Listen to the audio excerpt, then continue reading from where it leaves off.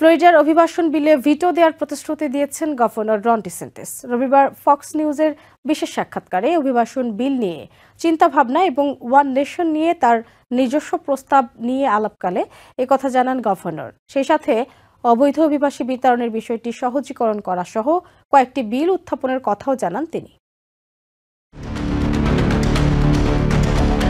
ফ্লোরিডায় Republican নিয়ন্ত্রিত আইনসভা ও governor Ron ডিসেন্টিসের মধ্যে লড়াই চলছে। অবৈধ অভিবাসীদের জন্য করা বিলে ভিটো দেওয়ার প্রতিশ্রুতি দিয়েছেন রন ডিসেন্টিস। তিনিই দেশের প্রথম গভর্নর যিনি রিপাবলিকান হয়েও অভিবাসীদের পক্ষে দাঁড়িয়েছেন এবং অবৈধ অভিবাসীদের পাঠাচ্ছেন ডেমোক্র্যাট নিয়ন্ত্রিত স্টেটগুলোতে। রবিবার ফক্স নিউজের বিশেষ এক সাক্ষাৎকারে ফ্লোরিডার অভিবাসন বিল নিয়ে চিন্তাভাবনা এবং ওয়ান নেশন নিয়ে তার নিজস্ব প্রস্তাব নিয়ে আলোচনা করেছেন governor Ron DeSantis.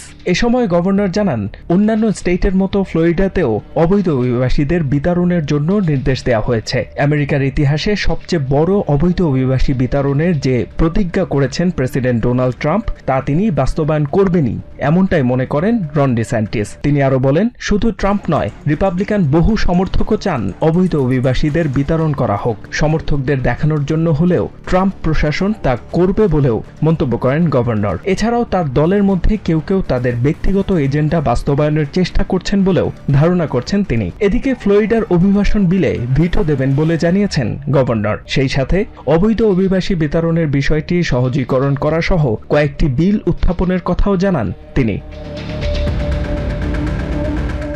HM. Ataullah, TVN 24 news desk. New York থেকে সম্প্রচারিত TVN 24 টেলিভিশন বিশ্বজুড়ে বাঙালির কণ্ঠস্বর।